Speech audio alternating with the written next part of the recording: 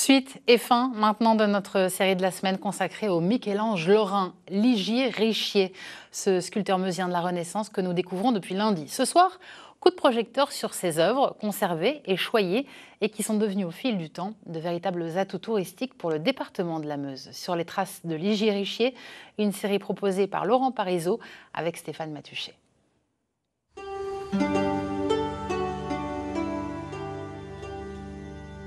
Édifice de style gothique flamboyant, l'église Saint-Étienne de Bar-le-Duc abrite l'œuvre la plus iconique de Ligier Richier. Le transit de René de Chalon, monument funéraire que ce groupe est venu découvrir à l'occasion d'une visite guidée. À partir du XIIIe siècle, il est de tradition pour les personnages importants de séparer le corps et le cœur de façon à avoir deux lieux de sépulture. Donc ce fut le cas pour René de Chalon, pour qui a été réalisé ce monument. On va représenter sur les monuments funéraires ce qui nous fait peur, la hantise de la mort, l'inconnu, le néant.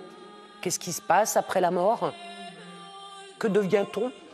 Et là, donc, en tout cas, la réponse que va en donner Ligier Richier, c'est cette statue.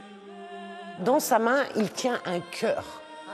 Et donc, en fait, c'est un symbole de résurrection, un symbole de la vie après la mort. Certes, son corps est décomposé, il est mort, mais par contre, voilà, il y a cette espérance de la vie après la mort. Donc, c'est pour ça que cette statue est très animée, très, très vivante. Labellisée ville d'art et d'histoire, Bar-le-Duc multiplie les initiatives pour mettre en valeur ses trésors.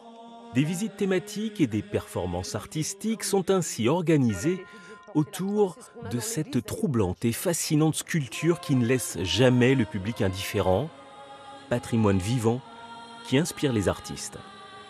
Nous avons des écrivains comme Aragon, Simone de Beauvoir, mais on peut aussi penser à Mylène Farmer, qui en 2009, dans sa grande tournée, avait mis deux sculptures monumentales qui s'inspiraient très très fortement du transit sur scène. J'ai vu récemment qu'il était aussi sur une couverture d'un disque de métal scandinave. Département où l'on recense le plus d'œuvres signées Ligier Richier, la Meuse met en œuvre depuis plusieurs années une politique de valorisation de ce patrimoine. Cela passe par un enrichissement des collections. Les hasards de l'histoire ont permis de retrouver cette statue de Sainte Élisabeth. On sait par les historiens, notamment dans Calmet, qu'après les guerres de religion, la statue, il y avait un autel latéral consacré à l'Annonciation qui avait été abîmé, et on peut supposer que les œuvres avaient été enterrées soit dans ce jardin et pas détruites. Exhumée au XIXe siècle, cette statue rejoint la collection d'un juge d'instruction. Mais en 1946, elle est saisie chez un de ses descendants qui a collaboré avec les nazis. Rachetée par une famille d'amateurs d'art, elle est finalement léguée au musée d'art sacré de Saint-Mihiel. Une longue enquête débute alors pour savoir si la statue a bien été réalisée par Ligier Richier. La finesse du visage, les détails dans les vêtements et d'autres éléments de comparaison stylistique permettent de lever le doute. Et suite à ces comparaisons, aujourd'hui, quand bien même nous n'avons pas retrouvé un document dans les archives attestant de manière spécifique que l'œuvre a bien été commanditée à Ligier Richier, pour nous spécialistes, il n'y a quasiment pas de doute, c'est une œuvre de l'artiste. D'autres statues pourraient un jour être redécouvertes.